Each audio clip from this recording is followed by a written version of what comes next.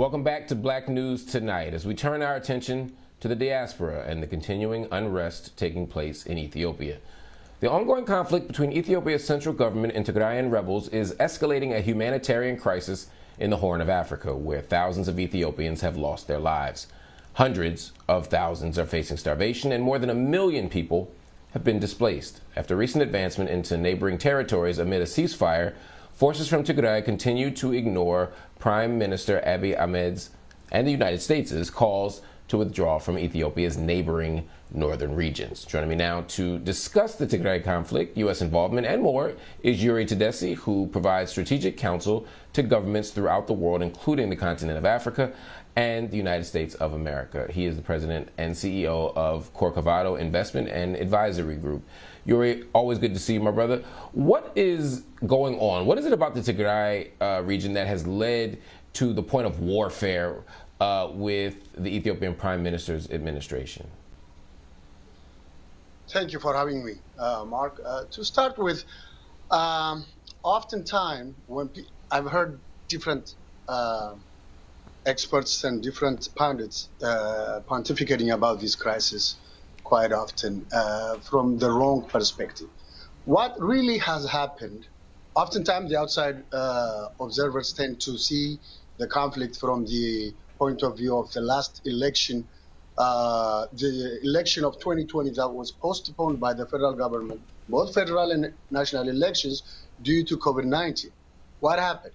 The TPLF regime that controls the Tigray region in the north went ahead and had its own election, whereby they claimed to have won 100% of the election. Well, the federal parliament nullified that election due to the fact that it was against the very constitution TPLF wrote when they came to power. But the real issue, really, more than anything else, the Tigray war was never about autonomy as it is about the dominance of the economy, the politics, and the national resources. Ever since... what was it about? It was always about political dominance, that and of course politics, both politics and economy. The TPLF had a complete control of the country for 27 years while it was in power. Military, intelligence, economy, anything and everything about the life of Ethiopia. They were fully in control, despite the fact they are 4 to 5% of the total population of almost 120 million people. So their dominance was quite challenged through times, particularly in the last 3 years prior to their overthrow. They were literally overthrown, really, because the protest, the youth, from the Oromia and Amhara protested viciously, consistently, despite the fact they were being massacred, shot at, imprisoned in thousands. But eventually, TPLF had to give way to the coalition of the new leaders led by the Prime Minister, the current Prime Minister of Dr. Abiy Ahmed Ali. So it's all about people who are watching this and natural resources. Economy and natural resources, of course, political power is at the center of this. There is a power struggle happening. What role does Eritrea play in this? I mean, I remember speaking a few months ago to people who were literally in hiding and saying that there are extraordinary human rights violations. There is extraordinary violations of international law that were happening, and that the Eritrean government was playing a role in this. Others have said no, it's not their fault, it's not their responsibility. Where do you see Eritrea in this? Listen, Eritrea has its own regional interest. TPLF was the nemesis to the Eritrean people and Eritrean government.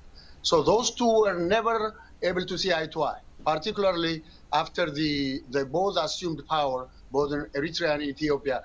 The very first few years, they were quite friendly, they were really cooperative and what have you. But again, they fought over economic interest of the elite of both sides, both in Eritrea and Ethiopia. It had nothing to do about the so-called border dispute in Badime or that part of the country. It was, again, economic interests that brought about the fight between the two countries.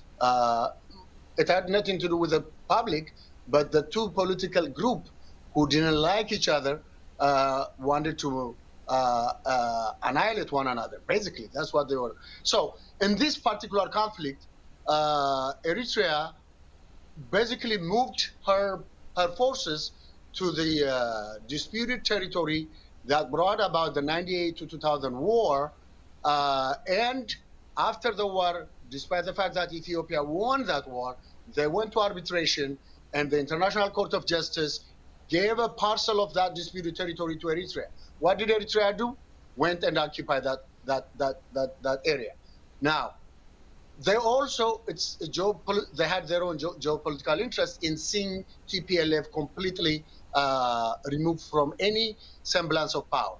As a result, they walked in and they had their role. But this whole atrocities and human rights violations and what have you, I'm not here to say nothing happened, but there was more atrocities and violations taking place by TPLF itself against the very people she claims to represent inside the Tigray region.